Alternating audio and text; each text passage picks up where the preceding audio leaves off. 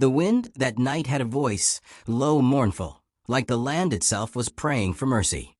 Elias Boone sat by the fire, carving a piece of driftwood that would never become anything, his hands doing what his heart could not: keep busy. The fire cracked, shadows dancing along the cabin walls, while outside, the plain stretched wide and lonely under a bruised sky. He thought he'd finally found peace here at the edge of the world. He thought the war inside him had gone quiet. Then came the knock.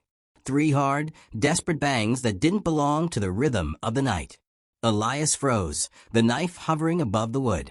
When he opened the door, a boy no older than 20 stumbled in, his shirt torn, blood soaking through. His voice trembled, but his eyes burned with something fierce and unbroken. "Sir," he gasped, clutching the doorframe. "If they come, hide my sister." Behind him stood a girl, barely grown, clutching a blanket around her shoulders. Her face was pale, frightened, yet steady in a way that spoke of long suffering. Elias saw something familiar in her, something that reminded him of soldiers who had already lost everything but still stood upright. He didn't ask names, didn't ask why. He simply stepped aside. "Get in," he said. The rain began to fall in thin, cold sheets as the door shut behind them. The fire hissed. Silas Ward, that was the boy's name, and Mara, his sister, accused of stealing a horse from Judge Riker's men, though it wasn't the horse they wanted back. The judge had taken an eye to the girl, and her brother had refused to sell her fate. So now the judge had sent hunters with papers that called them outlaws. Elias didn't much care for the law anymore. He poured whiskey for the boy and set down a bowl of stew for the girl. The cabin had been silent for months, filled only with wind and regret, but now there was breath in it again, fragile, trembling, alive. Mara ate quietly, glancing at him from beneath her lashes.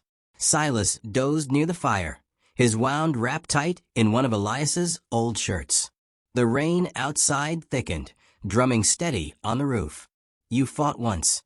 Mara asked softly, breaking the silence. Elias didn't answer right away. He stared into the fire, watching it consume what little wood he had left. "Fought," he finally said, his voice like gravel. "Lost more than I gained." Her eyes softened. "Still you're here." He almost smiled, a tired ghost of it. "For now." When dawn came, Silas tried to rise but fell back, weak from blood loss. Elias stepped to the window. Dust shimmered faintly on the horizon. Riders would come before noon. He could smell them in the air, iron, hate, and hunger. Mara looked at him with fear blooming across her face. "You'll hide us." Elias poured himself a cup of coffee, slow and steady. "No," he said quietly. "Not this time." By midday, word had spread through the town like wildfire. Old May, who ran the boarding house, stood on her porch whispering to anyone who'd listen. "Boone's got the Ward kids hid up at his place. Full man's gone soft. Sheriff Crow won't take kindly to that." Every saloon had a theory. Some said Elias had lost his mind. Others said he was trying to redeem one. When Sheriff Crow rode down the street, his black coat flapping and dust swirling, no one met his eyes. He stopped by the well, speaking low to Riker's men. "Boone's 2 miles east," he said. "Take them alive if you can. But the judge won't mourn if you can't." Doors closed. Curtains drew. The town had no shortage of watchers, but not a single witness. Fear was thicker than the heat in the air. Back at the cabin, Elias loaded his rifle. The sound of each bullet sliding into place echoed like a heartbeat. Silas was barely conscious now, sweat glistening on his pale forehead. He grabbed Elias's arm weakly. "Don't let them take her." Elias nodded. "I won't." Outside, thunder rolled low across the plains. The air was heavy, swollen with rain and reckoning. Mara stood near the window, her fingers trembling against the curtain. "You don't have to do this," she whispered. He looked at her, at the fear and fire mingled in her eyes. "I've been running from things my whole life. Maybe this is where I stop." She hesitated, then stepped forward, her hands trembling as she tied his old duster tighter around his shoulders. Her fingers lingered just a second longer than needed. "Then don't die standing alone," she said softly. The moment hung between them, fragile and full. Then came the sound, the distant rumble of hooves cutting through the rain. 6 riders, dark shapes moving through the storm, each one carrying the stench of law twisted into cruelty. Sheriff Crow stayed behind on the ridge, letting his dogs earn their gold. Elias stepped out into the open. Rain fell harder now, running in silver rivers down his face. He stood tall and still, rifle in hand, his eyes fixed on the horizon. A man who'd stopped caring about dying, and that made him dangerous. Boone, one of the riders, shouted, "Step aside. This ain't your fight." Elias's voice was quiet, but it carried. "It is now." The first shot split the air. A bullet grazed his shoulder, spinning him half around. But he didn't fall. He fired once. The lead rider dropped. Fired again. Another man tumbled into the mud. The storm exploded with gunfire. Horses screamed. The sky itself seemed to roar. Mara pressed herself against the cabin wall, hands over her ears, praying without words.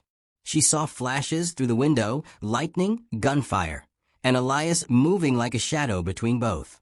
By the time the thunder died, 4 men lay still. One crawled away into the grass. Sheriff Crow sat on his horse, staring down at the scene, rain dripping from the brim of his hat. "You bought them a day," he said, voice even. "But the judge'll send more." Elias stood there, bleeding, breathing hard. "Then I'll give them another."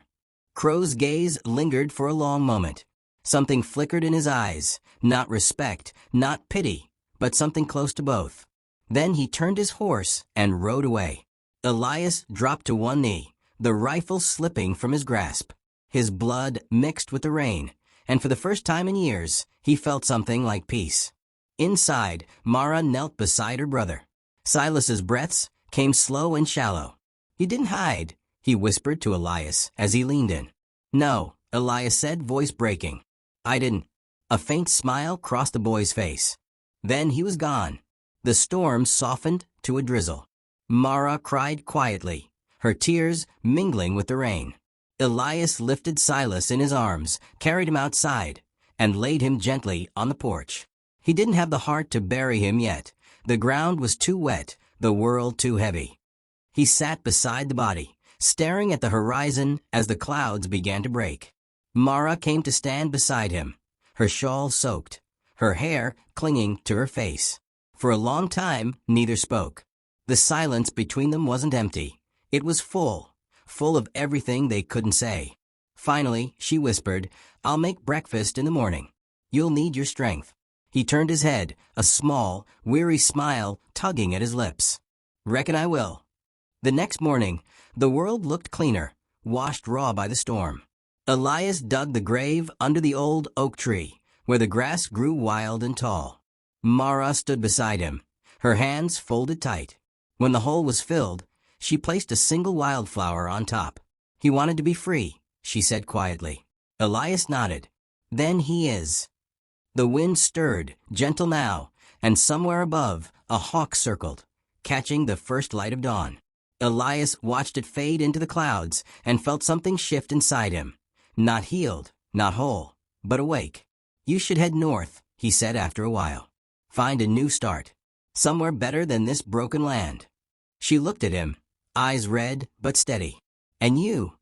He glanced toward the empty road that cut across the plains. "I'll stay. Someone's got to keep the wolves from coming back." She stepped closer, her voice low, trembling. "Then you won't be alone." For a long moment, they stood in silence, the sun rising slow behind them. The world around them wasn't kinder, but it felt possible again.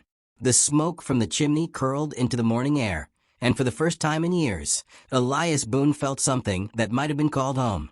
They say some men fight for land, others for pride. But the ones who live longest fight for something quieter, the chance to stand for someone who still believes the world can be kind. Elias Boone didn't hide that night because he'd spent too long hiding from himself.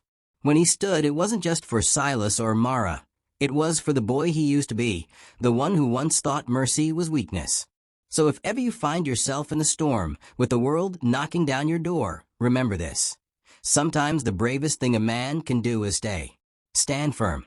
Protect what still deserves protecting. This is the kind of story that reminds us courage doesn't always look like victory. Sometimes it just looks like a man who refuses to move. If you felt this story in your heart, don't forget to like, share, and subscribe to Frontier Myths, where the dust of the Old West still carries tales of courage, redemption, and quiet grace. Leave your thoughts in the comments below, because every soul has its own frontier.